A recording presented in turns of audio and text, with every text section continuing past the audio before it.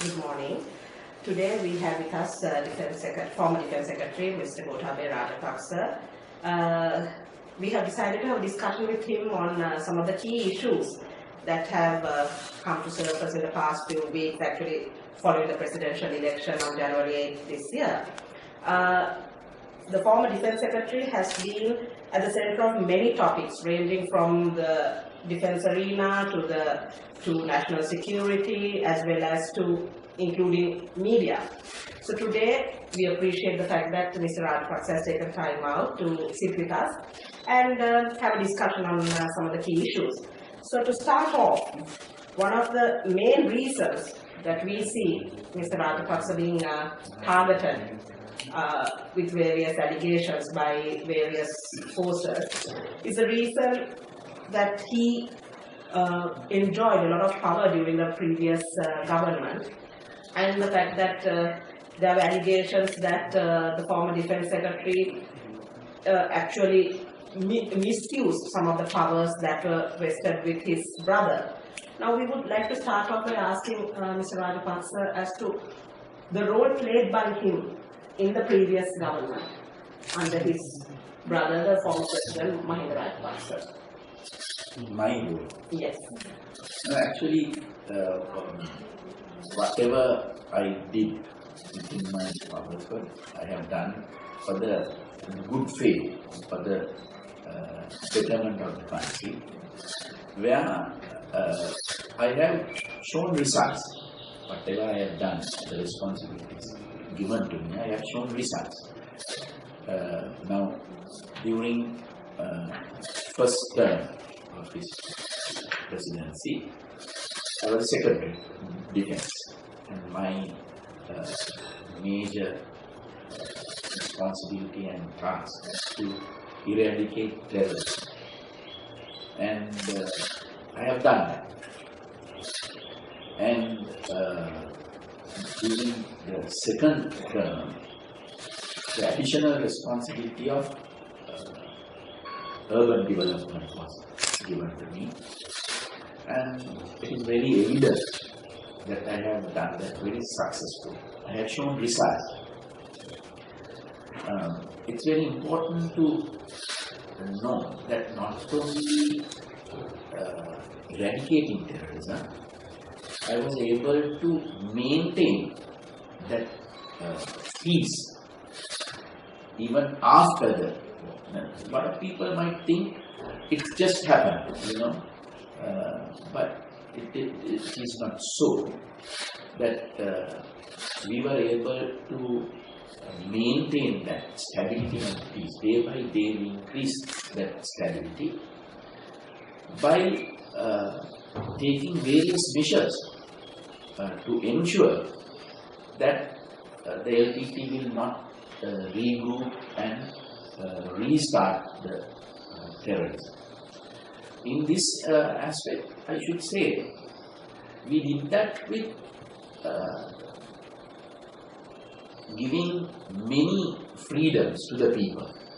Whatever people may say, they have to accept that we have given a lot of freedom, and we try to bring normalcy, especially to the North and East. I can tell you very shortly certain points that starting from 2009, the end of the war, we had many challenges. Now, we had nearly 300,000 IDPs. Then we had nearly 12,000, close to 13,000 surrendees. Then we had nearly 4,000 to 5,000 detainees who were detained over the last so many years in detention camps. And they had the biggest challenge of demining, because before resettling, the biggest challenge was to demine the area, and also the development. Now we very successfully, everybody knows that we did it. We have completed it within very short period of 4 years or 5 years. We have completed all those tasks. But no one is recognizing these facts. Even 13,000 rehabilities, the serendities, we have never charged them.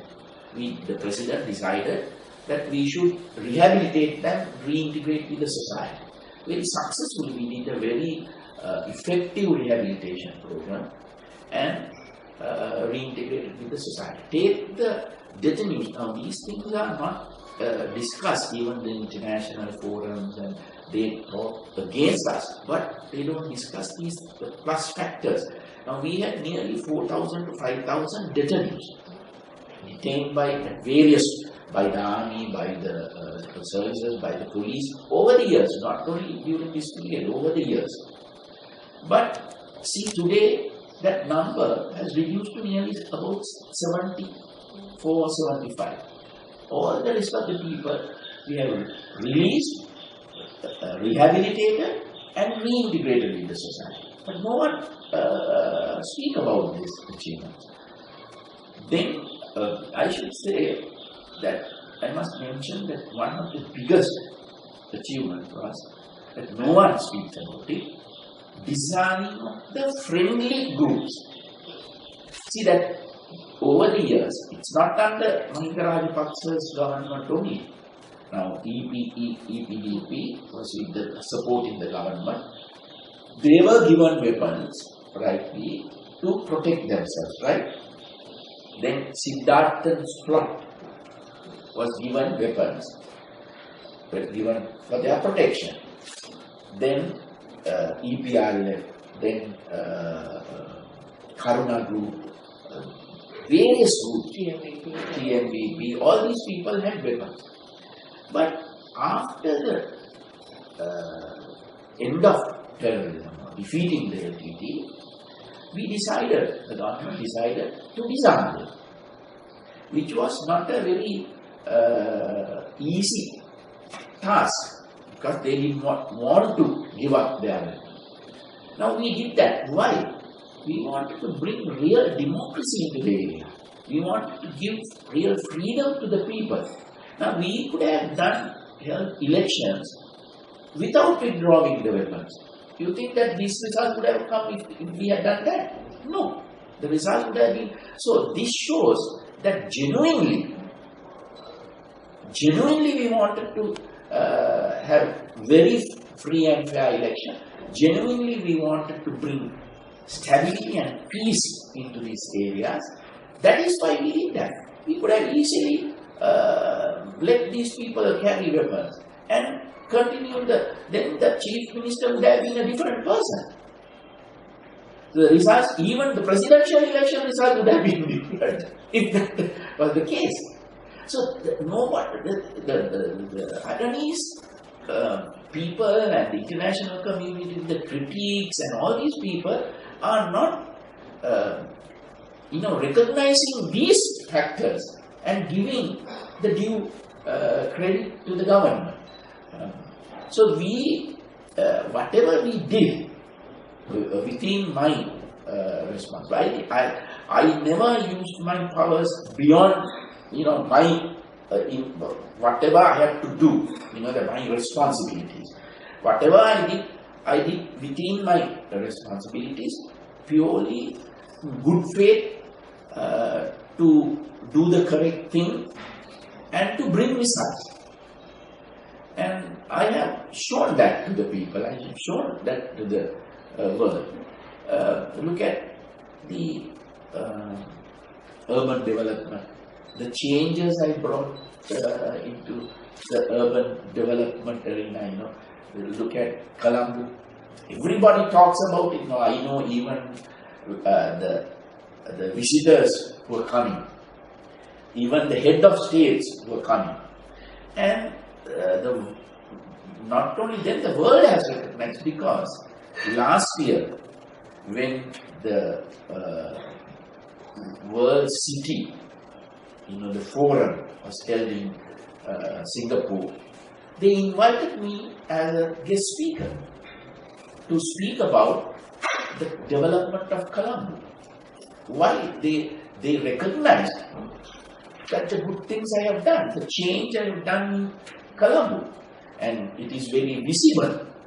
I mean, anybody who is genuine, who wants to see, even some folks who walks on the walking paths, they criticize and walk. They use these facilities, but they criticize. Your Colombo beautification program was a success story. And also, mind you, a lot of people talk about the beautification. Yes. But the actual fact was the beautification was a byproduct. The major aim was not the beautification. There were, I have identified when whatever the responsibility given to me, when I was appointed as the Secretary of Defense, I did analysis. I met people, I met the military chiefs, I met the intelligence agencies, I met all retired army officers, service officers, and analyzed the situation and identified the problem areas. And I was able to address and give definite answers to those problems. That is why we were able to, anybody can say anything, but see, even General Sarat Fonseca was in the military for 35 or 38 years when I selected him as the commander of the army. He held many positions. Then General Samindra Silva, Kamal Gunaratna, Jagat Dias, Nandana Udavatta, all these people who were the divisional commanders were there. But all these debacles, debacle of Elephant Pass, debacle of Mulatiu, debacle of Wanni, debacle of Punari, even the debacle of Jaffna, all these things happened when these officers were there. Why were not being able for them to even show 10% of what we have achieved during this period? Because they were not given proper leadership. More than that, they did not, the governments at that time did not address the core issues. So whether it was political, military, diplomatic, all these things we identified and we address those issues. So what were the core issues that you identified? And see, if you take military, the biggest problem was the strength. No government identified this. I don't know whether they identified and did not want to answer, because I identified the biggest problem was the strength of the military. So I showed this to the president, and I am the only person, not any commanders. I identified this and I told the president, I have to triple the size of the military if we want to finish this war. And I was able to convince the president that we have to do that, irrespective of the biggest problems of the treasury. I mean, you have to spend a lot of money on this. But I showed him that unless you do that, we will not be able to finish this. The tactics used and all these things are not new. And we have good military, professional officers. Our skills of the soldiers are, you can't compare with the LTT. But they were not able, when you counter a terrorist organization, especially, you have to have a large presence of military, because then only you can, all these things, attacking from different directions, attacking in a wider frontage, holding the ground that we were liberating, then having several counter-penetration lines. All these things need people, more people. So that anybody can argue and say various things, but the core issue is that. So we address that issue. There are other things, but this is the core issue. If we had not done that, I'm sure we are still, whatever the tactics we use, we are still fighting the war. For example, when we cleared the eastern province, I can remember Prabhakaran said this is only a tactical withdrawal. Because he said the military has done that several times earlier. But we came back. But he never expected that we will never allow for him to come back. And we used many, even to release the army to fight. I used even the Navy, Air Force inside jungles to hold ground. So these are things that we change. Then look at diplomatically. I knew to continue this war, India is a factor. We had to keep India with us. Any other country can go against us, but they can't stop. This is very clearly shown this time. But we knew that if India goes against us, then it's very difficult to continue the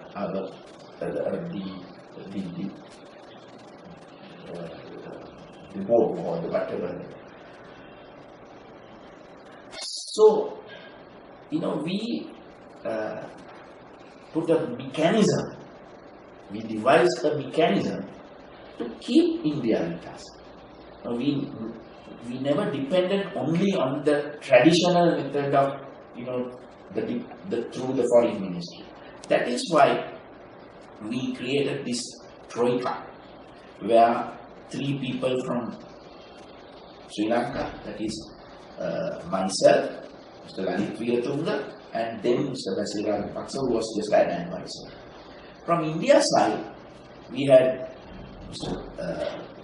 Narayan, who was the National Security Advisor, Shivashankar Menon, who was the Foreign Minister, and V.K. Singh, who was the Secretary of Defense. Now, between us, we developed such a close cooperation, we were able to neutralize many sensitive issues. Now, because we discussed very frankly all the issues which are arising. And for example, at the very latter stages, if you can remember, Mr. Karunanidhi went on a hunger strike. He wanted for us to stop the war. So one evening at about 5 o'clock, Shankar called me and said, Gota, there is a very tense situation in India. We need to meet the president immediately and discuss this problem. So I said, okay, give me 5 minutes. I called back. Then I immediately called the president and said, they want to meet. He said, okay, ask them to come tomorrow morning. Then I called him back and said, we are ready. He is ready to meet you. Come. So they immediately left. Next day morning, they were here. And then we met the president. And in fact, the president asked Narayana that I hope that you will not drop dal this time. In fact, that's how he started the conversation. And he said, what's the issue? He said, Mr. Karunanidhi, there is an hunger strike we have. So we discussed the requirements, and ultimately we were able to issue a statement saying that we will continue without using heavy weapons.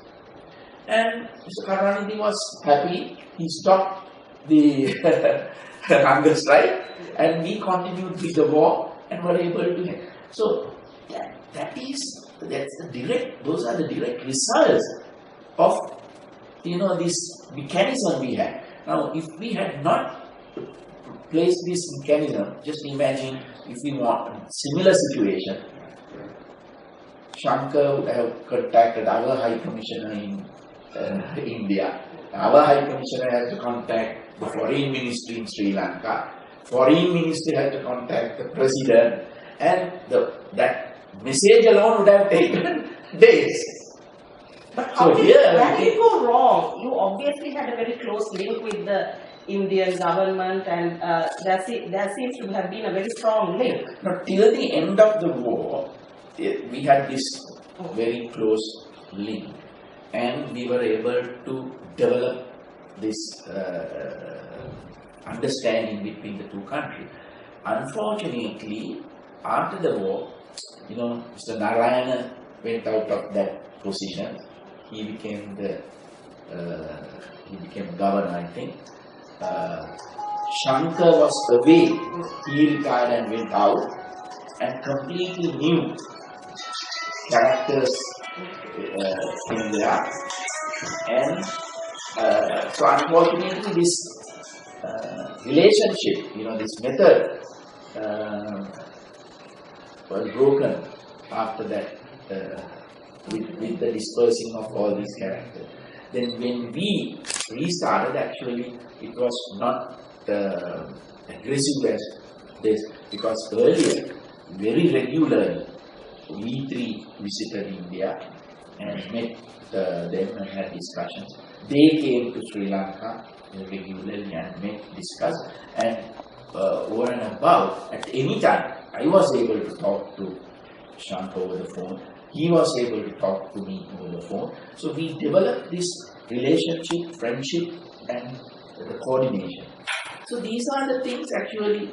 Then of course, the economy and the political side, the president attended to these things. So these are the factors. So likewise, in Colombo development, when the urban development was given to me, same way, I got engineers, the town planners, all these people, and we had discussions, and we identified what are the issues in Colombo, So then we identified like the flash floods in Colombo.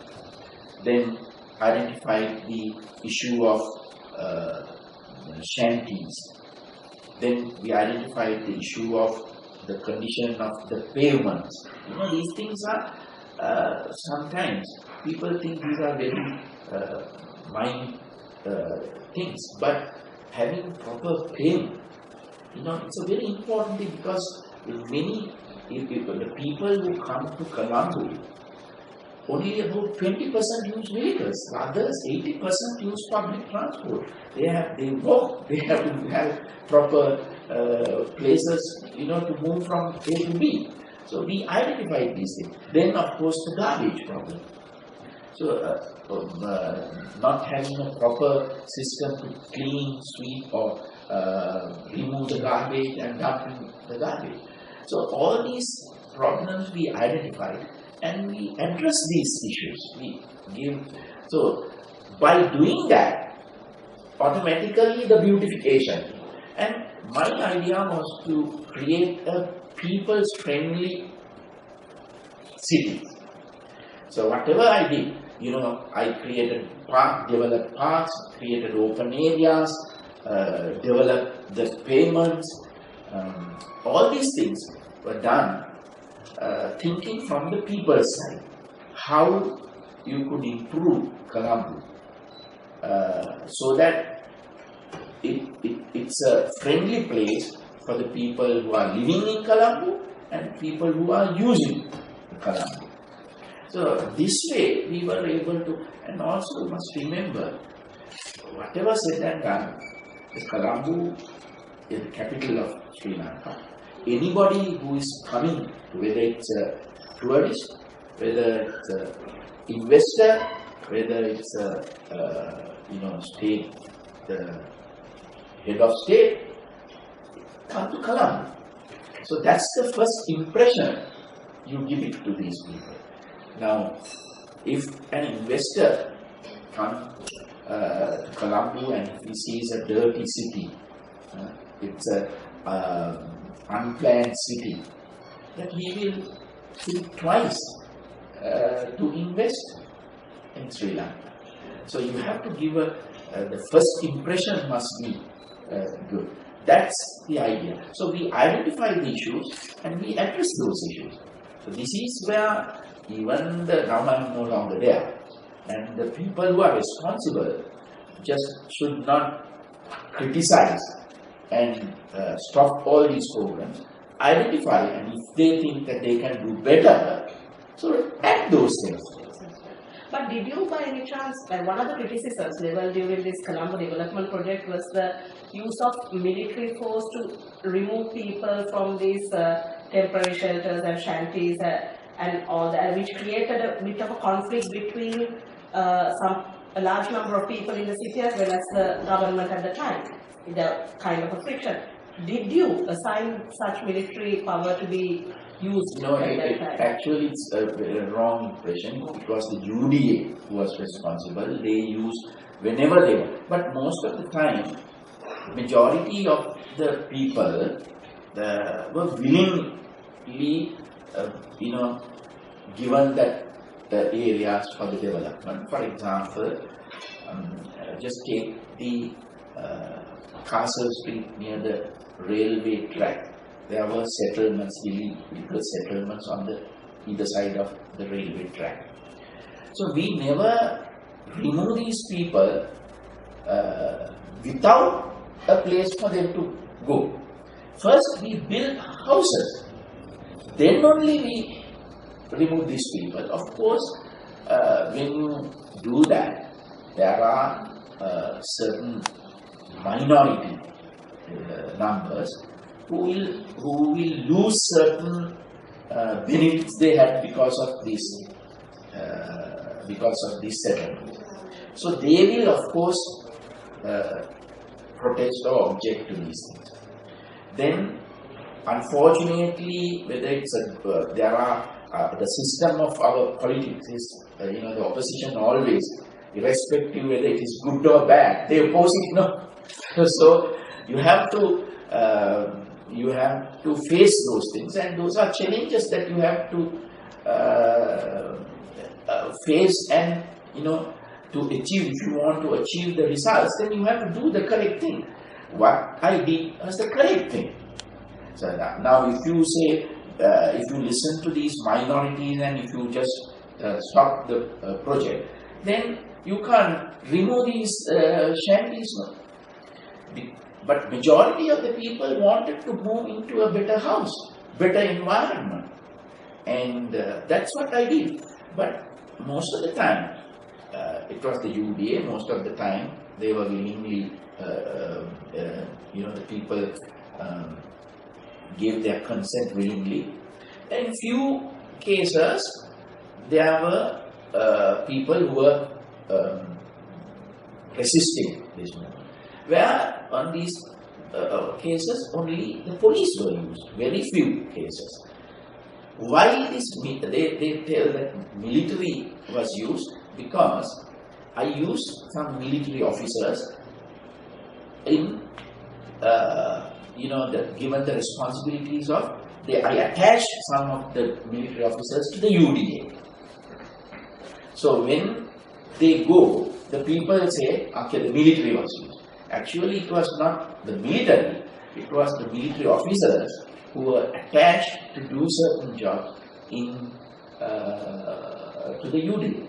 People were attached to the UDA. So that, why I did that, I thought, I should use the commitment, dedication, discipline, and the skills of these military officers in urban development as well.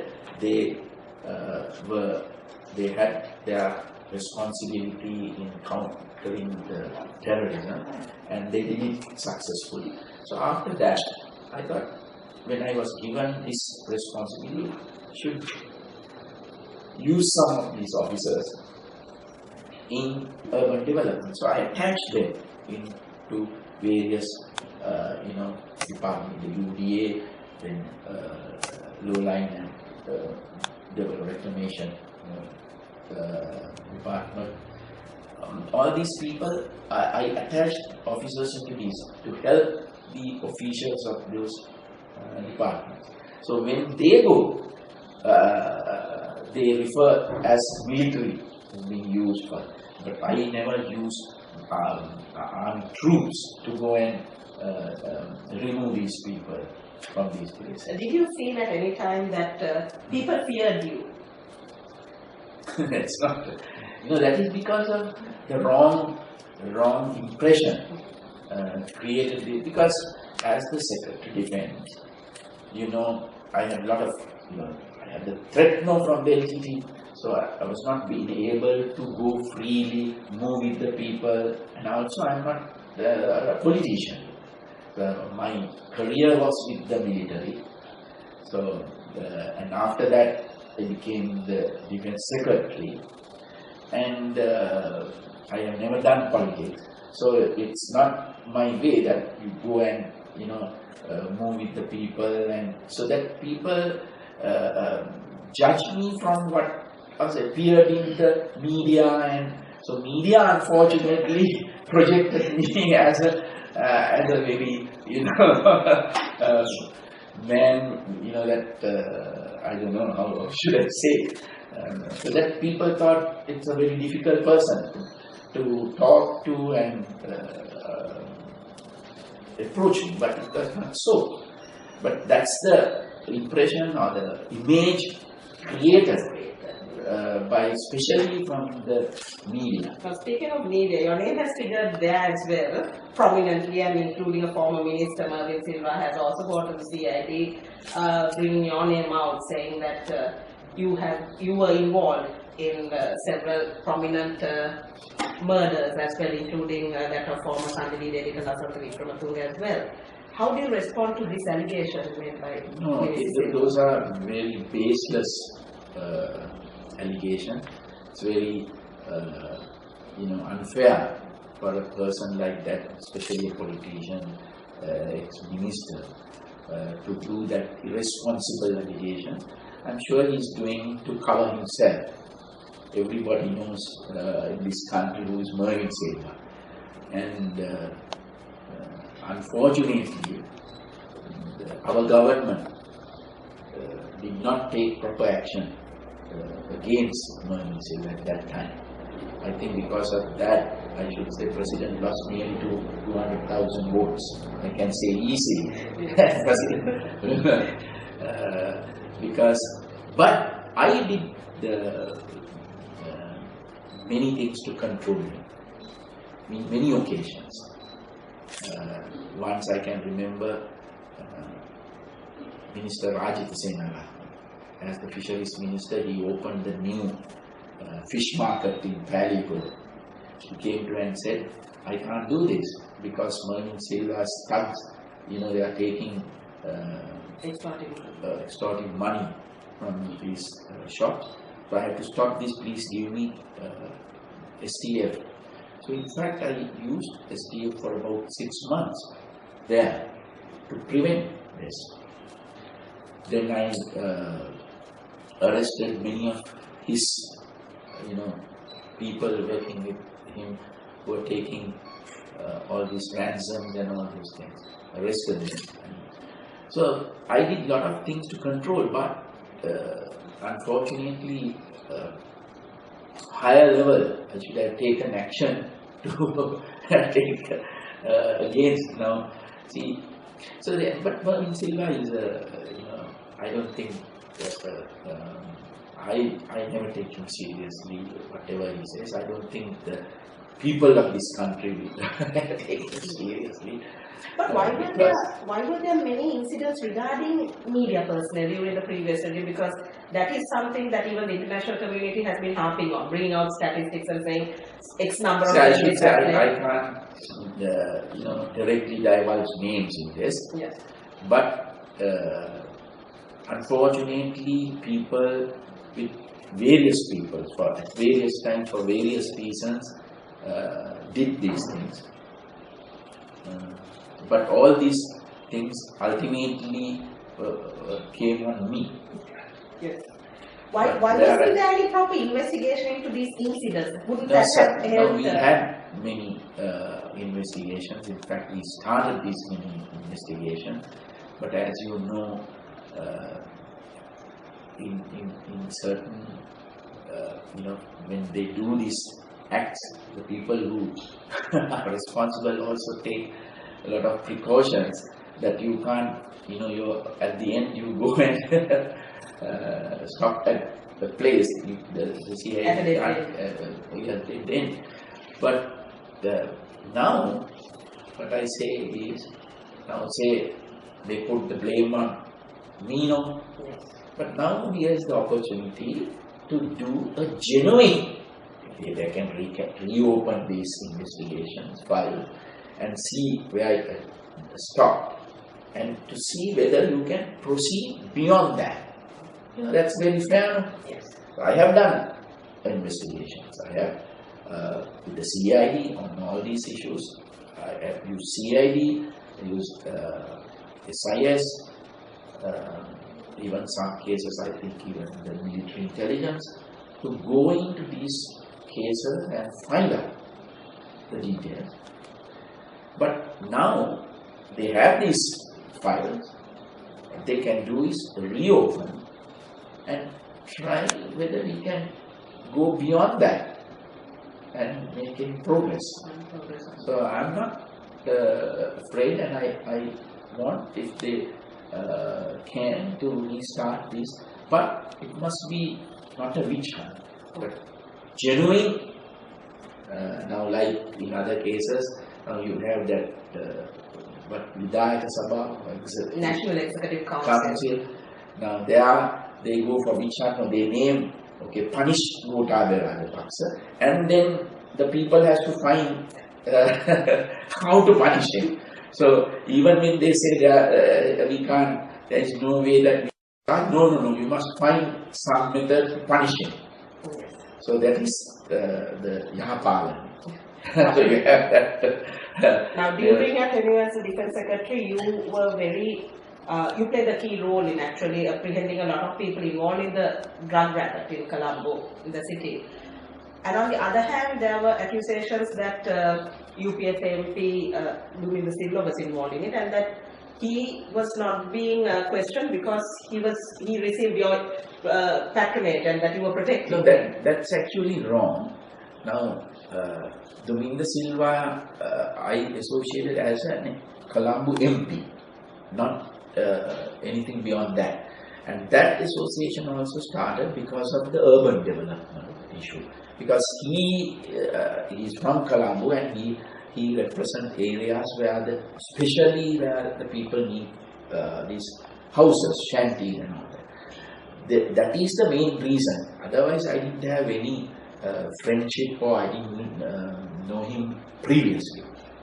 And but at any time, I didn't get this information from anybody, or from the CID, or people who are to investigate this thing, that MP Govinda Silva is involved in these things. Was he also not a monitoring MP of the Defence and Urban Development? No, not Defence. He was monitoring MP of Urban Development. Urban Development. But he didn't have the opportunity to come and do that. Because immediately after he got involved in this case, he was never there. Not the Defence. Defence was not given to anyone. Okay. So the issue is, I tried my best to prevent this, control this drug menace. Not only the police, even the military intelligence was used to give the information and feed the relevant authorities about this.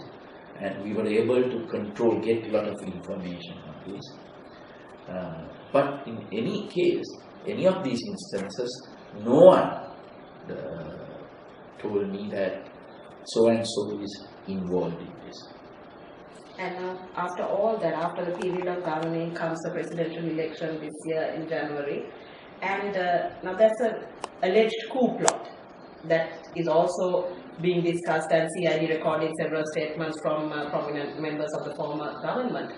How you were also named in that alleged coup plot. How did you see this situation? Was there a discussion and what actually took place that night at Temple Trees? No, it was very clear. I think it was investigated. A lot of people were questioned, and it's again based as it's very clear you can't do coups like that. It was never all these things. Even when I was there, it was an open place where anybody who were there, they were getting all these results. The place, it was not in a closed door conference room or in the open. There were a lot of people were there, and a lot of people come and go in this place. Then, so you can't do coups like that, no. And if anybody, has any idea of military coups, you can't do a military coup within 5 minutes, like that. So it's I think it is purely to tarnish the image of the president, who even left the temple trees even before the final results came out. So I think the people appreciated that, gave credit to him. I think purely to tarnish that image that they brought this coup. What was the discussion between Prime Minister Ranil Wickremesinghe and the President that before the President left temple trees? Yeah, first thing, he was contacted when President knew that Maithripala is going to win. So he said, please tell Mr. Ranil Wickremesinghe to come, because he's the opposition leader, to arrange the transition of this power. And I think by even 4:45 or so he was there, and mainly discussed. He said, it's clear now, Maithripala is winning, so I'm prepared to go and arrange the transition. And of course, then Ranil Wickremesinghe said that he had discussed with the Mr. Maithripala Sirisena about security of the president and myself. And he assured that the security will be looked after. And he said till they finalize what numbers and what vehicles and all that, for us to keep the security what we had. And of course he took action with the president later to decide on the numbers and the security. So that's all actually. And after that, President Mahinda Rajapaksha left temple trees. And also why IG, why the service commanders and Attorney General, especially if you are doing a coup, you don't take advice from Attorney General. So in fact, that was because there were information that the opposition, certain elements of the opposition are going to create problems, issues, whether President Rajapaksa wins or whether he loses, or various interpretations were there within them, and this was brought out by the intelligence agencies the previous day to the president. So this, therefore, I think he wanted to have a very peaceful transition, and that is why not only this time, even the previous elections, we had this arrangements, and we ensured that there was no breach of security after the post-election, especially the post-election. So I'm saying that even 2010, yes, we had this a similar discussion at the temple. Similar deployment, actually. This is to ensure the peace and security. And then, because of this, the president wanted to know whether there is the necessity of imposing curfew and whether it is possible to enforce curfew. So that's why he checked with the IG whether he needs. In fact, IG wanted to have curfew, but then he asked the Attorney General whether it is possible to have. So, Attorney General can advise the other, not to have that. Then he said, okay, then you discuss with the new administration and do whatever. And then he decided to leave. So this is what actually happened. Yeah. And it was, I think, some section of the community who probably might have not expected Mahinda Rajapaksa to leave immediately, even before the election results were announced, to leave Temple Trees and hand over the government to this mighty party. And now after the elections, the current government that has come into power promising good governance has commenced various investigations into alleged corruption and alleged irregularities committed during the previous government. And once again, your name figures there as well, especially with regard to military procurements and especially with regard to the floating armory issue, which has now become a main talking point even in society. Now, with regard to this floating armory as well as these military procurements, there was also a case that there are various bank accounts in the Defence Ministry that have allegedly been under the former Defence Secretary, which is you. What is the real situation with regard to these allegations? Well, you see, this is where I think the government has gone wrong again. I can vouch that my, the ministry and whatever the responsibilities I had, I did it with very transparently, honest way. I have never earned money out of during this period, because it's good that they check my account. But the unfortunate thing is, again, when you have that order, in a lot of big letters, it appears in all the media.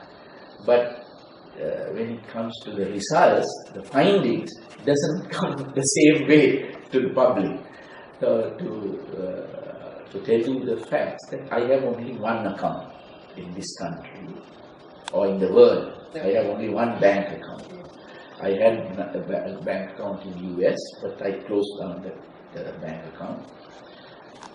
I have only one account. It's a very credible in the Bank of Ceylon. It was there for nearly 30 years. I think when I was a captain, that I opened that account. That was the account I was using.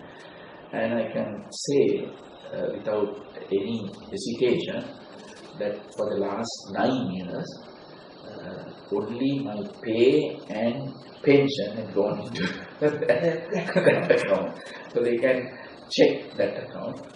And the other thing, as government officials, we have to declare our assets. So I have done that regularly. And what is more important is, I think, check my statement when I took over this in 2006, I think, 2005, 2006, the first declaration. I think we have to give the declaration. It is there with the, we have to give it to the Treasury, to the President Secretary. So it is there in a sealed envelope.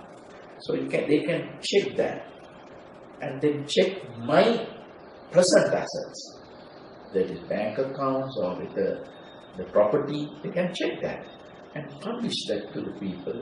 Then everybody will be very clear, because I can say I have never acquired any land, I have never acquired any houses, I have no other bank accounts, I have no shares, I have no money with any other person.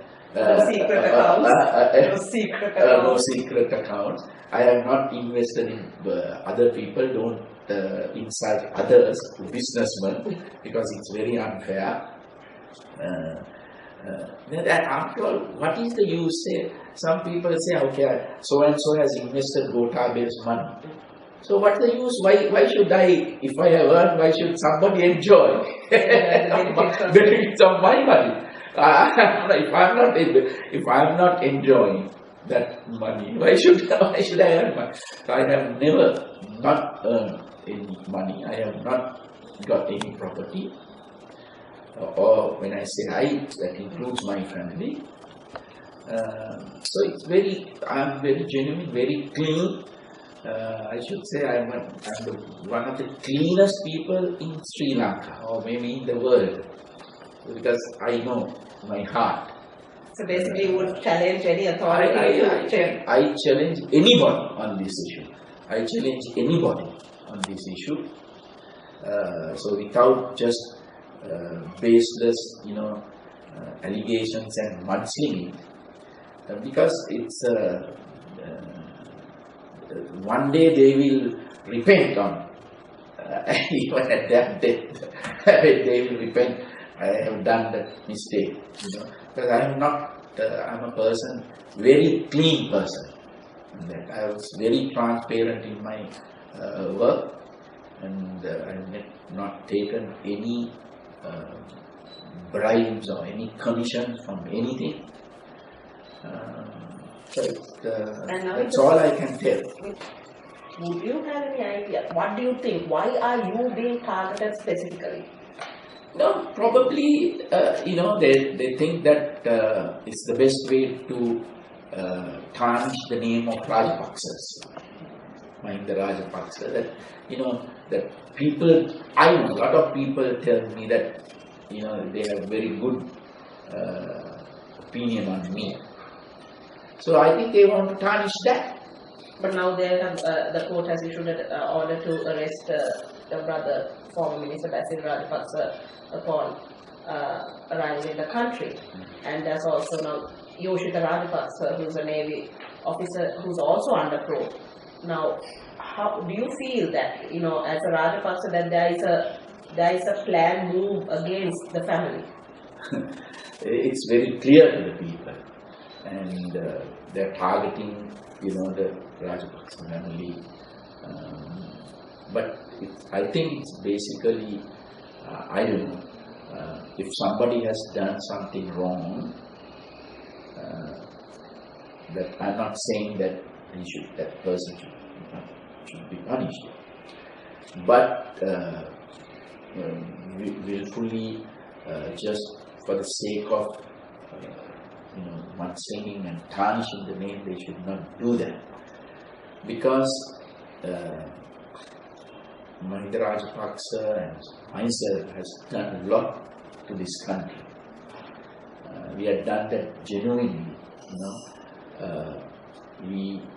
No one could say that we are not responsible for ending the 30-year-long war that we had in Sri Lanka. It's purely because of the leadership given by the President and myself was able to do that. And we were dedicated and committed for that cause, and we achieved that. And also, when you take the development, the amount of work we had done, whether it is in urban development or whether in other areas in highways, and if you go through all the factors of the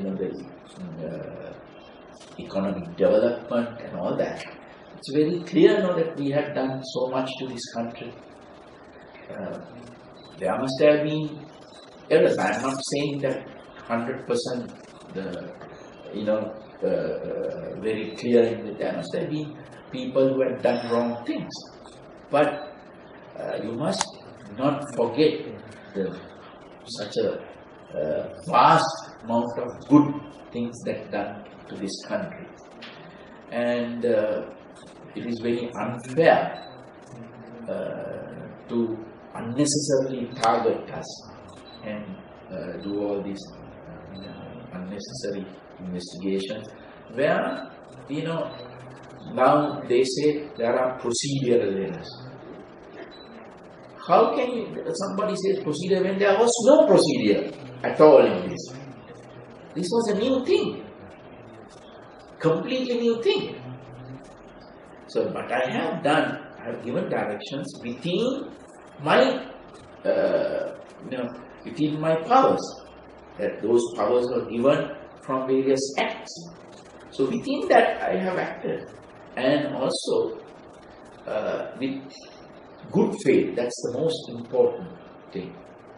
Not to earn money for myself, but with good intentions I have done all these things. Finally, do you have plans on entering politics? Everybody asks me this question. See, I was telling you that because of all these things, now it's willingly or unwillingly, certain people are pushing me to politics. These people who do all these allegations and investigations. So would it be correct to say you are considering? Yes, of course. Any particular party that you're looking at, or any family of entering politics? No, first that's the main issue. I have to find out a party to enter politics. And thing is, when I was given this responsibility, I worked genuinely for the country, and I have done that, and I have produced results. That's the most important thing. I'm just not saying these things. I have done that, and people see that. The results are very eminent and visible, and can see those things. So my main aim was to serve the people, serve the country. So I thought that as a Secretary Defence and whatever the responsibility as a government official, I was happy to do that, and I did that. So I'm no longer in that position. If I have another opportunity to serve the country, I will do that. Even if it is through politics? Yes. Okay. Thank you very much, Mr. Rajapaksha, for your time.